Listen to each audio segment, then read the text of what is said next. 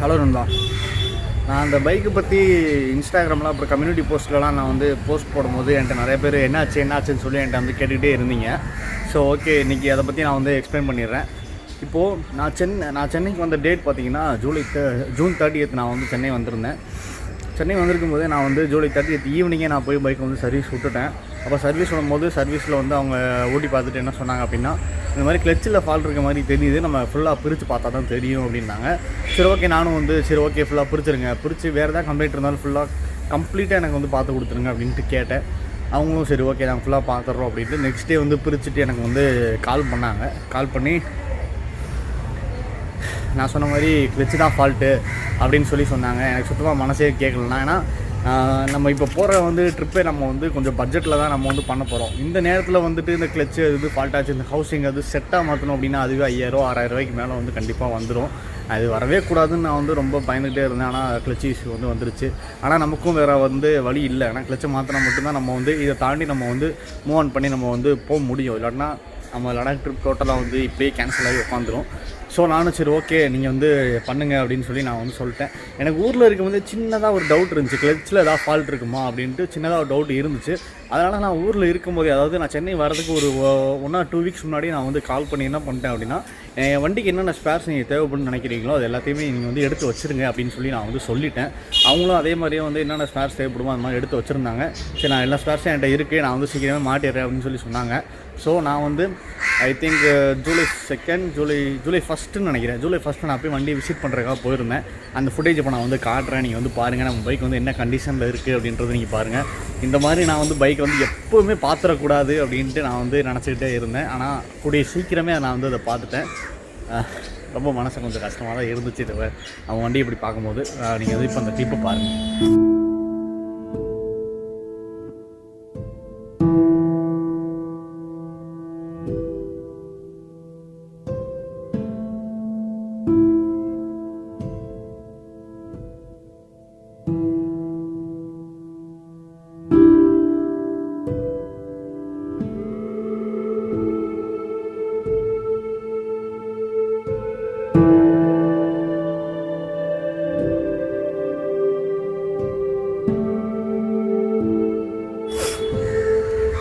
Okay நண்பா, இப்போ இந்த கிளிப்பு பார்த்துருப்பீங்க.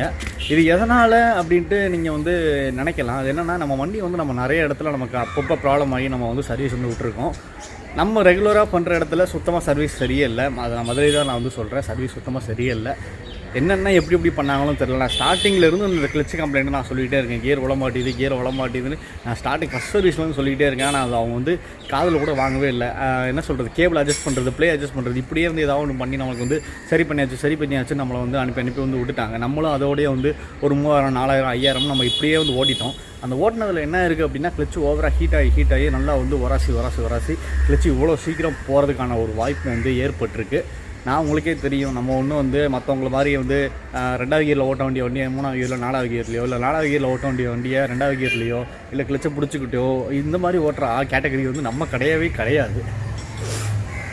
இருந்தாலும் நமக்கு வந்து இப்படி ஒரு நிலமை. ஏன்னா இப்போ ஜாவானில் எந்த ஒரு கம்பெனிலையுமே வந்து இப்போ பார்த்திங்கன்னா அந்த கிளச்சுக்கு மட்டும் அவங்க வந்து அவ்வளோ சீக்கிரம் வந்து வாரண்டி கவரே பண்ண மாட்டாங்க. ஏன்னா இது வந்து அந்த ஓட்டுற யூஸர் அவங்களோட ஒரு கண்ட்ரோலில் ஹேண்ட்லிங் இருக்கனால இதை வந்து அவ்வளோ சீக்கிரம் யாருமே வந்து வாரண்டியில் கவர் பண்ண மாட்டாங்க. அதே நிலமை தான் இப்போ வந்து நமக்கும்.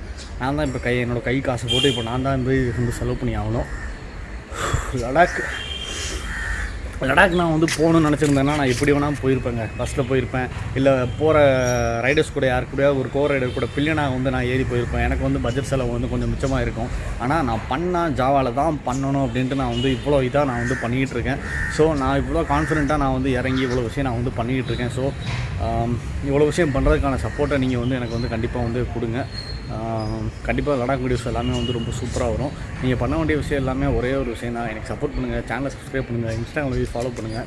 உங்களோட சப்போர்ட் எப்போயுமே நீங்கள் வந்து கொடுத்துக்கிட்டே இருங்க. நம்ம கண்டிப்பாக லடாக் பண்ணுறோம். எவ்வளோ கஷ்டம் வந்தாலும் எப்படி வந்தாலும் இருக்கிற காசு வச்சாவது நம்ம வந்து கண்டிப்பாக நம்ம வந்து லடாக் பண்ணியே ஆகுறோம்.